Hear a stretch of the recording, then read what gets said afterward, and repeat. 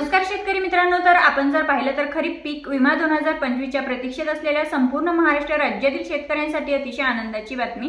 कारण शेतकरी मित्रांनो, आपण जर पाहिलं तर संपूर्ण महाराष्ट्र राज्यातील जवळपास 46 लाख शेतकरी बांधवांना आता हा सरसकटचा पीक विमा जो आहे तर तो मंजूर झालेला आहे। आता ही 46 लाख शेतकरी बांधव जे की पात्र ठरलेले आहेत ते शेतकरी बांधव कोणते आहेत, यासाठी कोणकोणते जिल्हे पात्र असणार आहेत आणि महत्त्वाचं म्हणजे हा पीक विमा शेतकऱ्यांच्या खात्यामध्ये जमा होण्यासाठी शेतकऱ्यांना कोणकोणती महत्त्वपूर्ण अशी कामे करावी लागणार, ही संपूर्ण अपडेट आपण आजच्या व्हिडिओमध्ये जाणून घेणार आहोत। तर शेतकरी मित्रांनो, आपल्या YouTube चॅनलवरती नवीनच असाल, पहिल्यांदाच भेट देत असाल तर नक्की सबस्क्राइब करा, जेणेकरून शेती संबंधित असेच नवनवीन अपडेट्स आम्ही तुम्हा सर्वांकरिता घेऊन येत असतो। तर शेतकरी मित्रांनो, सर्वात अगोदर हा जो पीक विमा आहे, हा पीक विमा शेतकरी बांधवांना मंजूर झालेला आहे। तर हा कोणकोणत्या जिल्ह्यांसाठी मंजूर झालेला आहे ते जाणून घेऊया। त्यानंतर आपण हेही जाणून घेणार आहोत की हा पीक विमा शेतकऱ्यांच्या बँक खात्यामध्ये जमा होण्यासाठी शेतकरी बांधवांना कोणकोणती महत्त्वपूर्ण अशी कामे करावी लागणार आणि हा जो पीक विमा आहे हा कोणत्या पिकांसाठी मंजूर झालेला आहे।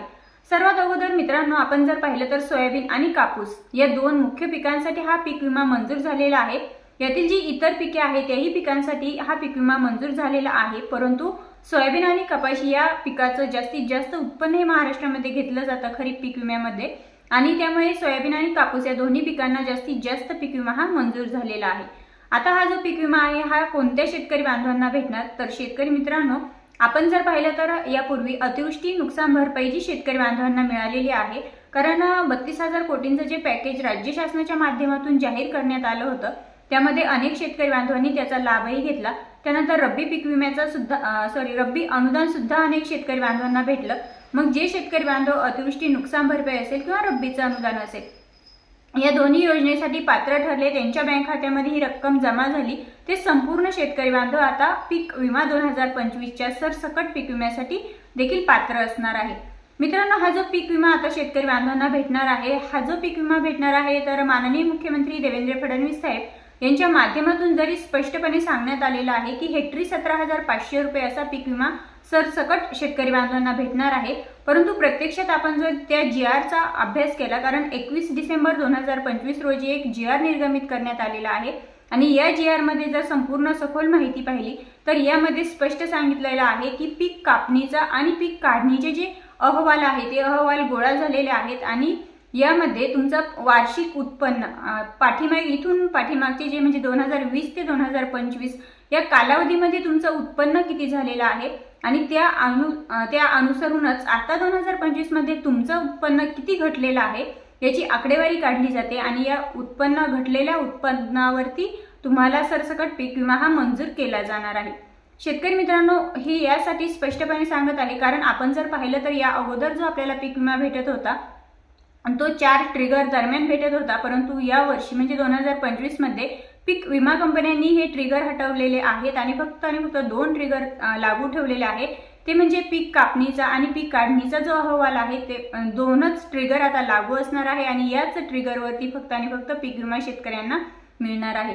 आता यासाठी हिंगोली जिल्हा असेल, परभणी जिल्हा असेल, लातूर जिल्हा असेल, धाराशिव जिल्हा असेल, नांदेड जिल्हा असेल, बीड जिल्हा असेल, छत्रपती संभाजीनगर जिल्हा असेल, त्यानंतर जालना असेल, सिंधुदुर्ग असेल, रत्नागिरी जिल्हा, कोल्हापूर जिल्हा, ठाणे जिल्हा, रायगड जिल्हा, सातारा जिल्हा, सांगली जिल्हा, त्यानंतर धुळे जिल्ह्यातही मोठ्या प्रमाणावरती नुकसान झालं, पालघर जिल्हा असेल, गडचिरोली जिल्हा असेल, त्यानंतर भंडारा जिल्हा असेल, पुणे जिल्हा असेल, नंदुरबार असेल, चंद्रपूर असेल, नागपूर जिल्हा असेल, सांगली जिल्हा असेल, सातारा असेल, वर्धा, वाशिम, अकोला, त्यानंतर यवतमाळ जिल्हा असेल, बुलढाणा जिल्हा असेल, अमरावती जिल्हा असेल आणि अहिल्यानगर जिल्हा असेल, या संपूर्ण जिल्ह्यांमध्ये शेती पिकांचा 2025 मध्ये जी अतिवृष्टी झाली, जी पूर परिस्थिती निर्माण झाली, एकंदरीत नैसर्गिक आपत्तीमुळे या संपूर्ण महाराष्ट्र राज्यातील जिल्ह्यांमध्ये जवळपास 29 ते 30 जिल्ह्यांचा यामध्ये समावेश आहे। त्या संपूर्ण जिल्ह्यांमध्ये शेती पिकांचं मोठ्या प्रमाणावरती नुकसान झालं आणि हे नुकसान भरून काढण्यासाठी राज्य शासनाच्या माध्यमातून जरी अतिवृष्टी नुकसान भरपाई मंजूर करण्यात आली, ती वाटपही करण्यात आली, तर मग हे जे जिल्हे आहेत या जिल्ह्यांमध्ये एकंदरीत सरसकट पीक विमा त्या जिल्ह्यांना भेटत असतो ज्या जिल्ह्यांमध्ये जास्तीत जास्त नुकसान झालेलं असतं। आणि या वर्षी म्हणजे देवेंद्र फडणवीस साहेब यांच्या माध्यमातून स्पष्ट सांगण्यात आलेलं आहे की ज्या जिल्ह्यांमध्ये 34% पेक्षा जास्त नुकसान झालेलं आहे ते संपूर्ण जिल्हे हे सरसकट पीक विम्यासाठी 2025च्या पात्र असणार आहे। आणि आताच आपण जी काही जिल्ह्यांची नावे सांगितलेली आहेत या संपूर्ण जिल्ह्यांमध्ये एकंदरीत 34% पेक्षा जास्त शेती पिकांचं नुकसान झालेलं आहे।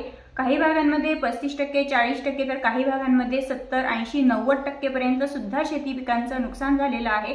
आणि ज्या भागामध्ये ज्या जिल्ह्यामध्ये जेवढं नुकसान झालं त्यानुसार त्या जिल्ह्यातील शेतकरी बांधवांना आता सरसकट पीक विमा हा मंजूर करण्यात आलेला आहे। आता याचं वाटप नक्की शेतकरी बांधवांच्या खात्यामध्ये केव्हा होणार आहे तर तेही आपण पुढे जाणूनच घेणार आहोत।